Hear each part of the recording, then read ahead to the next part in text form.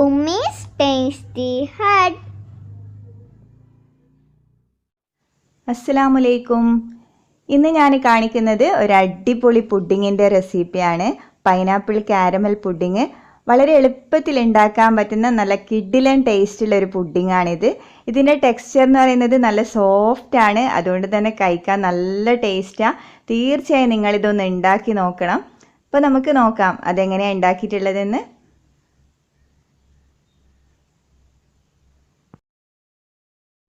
അപ്പോൾ ആദ്യം നമുക്ക് പുഡിങ്ങിന് വേണ്ടിയിട്ടുള്ള ചൈന ഗ്രാസ് ഒന്ന് കുതിർത്ത് വെക്കാം. ചൈന ഗ്രാസ് ഒന്ന് വാഷ് ചെയ്തതിന് ശേഷം വേണം കുതിർത്ത് വെക്കാൻ. അതാണ് നല്ലത് വാഷ് ചെയ്യുന്നത്. ഞാനിപ്പോൾ ഇവിടെ 10 ഗ്രാമിൻ്റെ ചൈന ഗ്രാസ് എടുത്തിട്ടുണ്ട്. ഈ ഒരു പുഡിങ്ങിന് 10 ഗ്രാം ചൈന ഗ്രാസ് വേണം. അപ്പോൾ ഇത് ഒരു 1/2 കപ്പ് വെള്ളം ഒഴിച്ച് നമുക്കൊന്ന് കുതിർത്ത് വെക്കാം.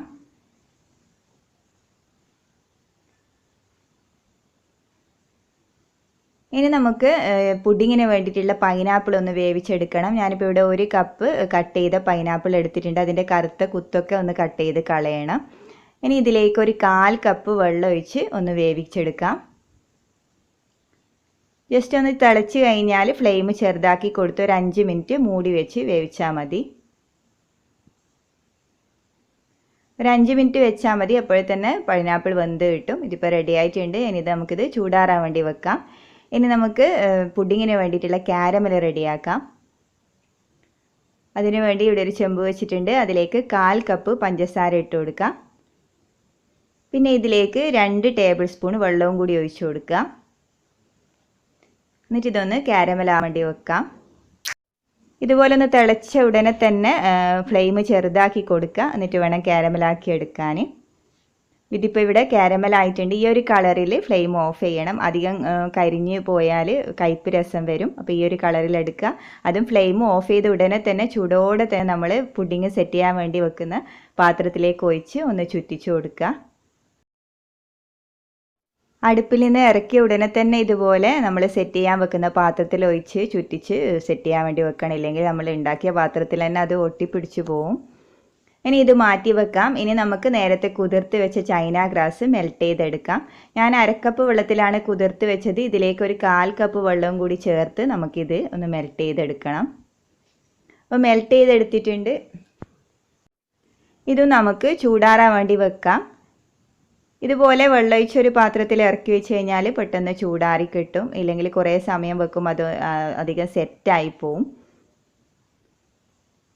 ഇനി നമുക്ക് മിക്സിയുടെ ഒരു ജാർ എടുക്കുക. അതിലേക്ക് നമ്മൾ നേരത്തെ വേവിച്ച് വെച്ച പൈനാപ്പിൾ ചേർത്ത് കൊടുക്കാം. പിന്നെ ഇതിലേക്ക് 250 ml അമുൽ ഫ്രഷ് ക്രീം ഇട്ട് കൊടുക്കാം. ഫുള്ളായിട്ട് ചേർത്ത് കൊടുക്കണം.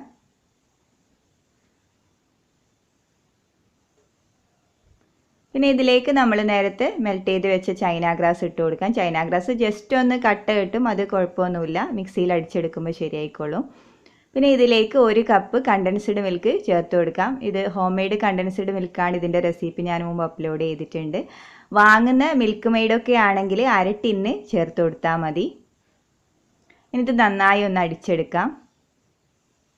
നന്നായി അടിച്ചെടുത്തിട്ടുണ്ട്. ഇതിൽ ഞാൻ എസൻസ് ചേർക്കാൻ വിട്ടുപോയി. അപ്പോൾ 1 ടീസ്പൂൺ വാനില എസൻസ് ചേർത്ത് കൊടുക്കുന്നുണ്ട്.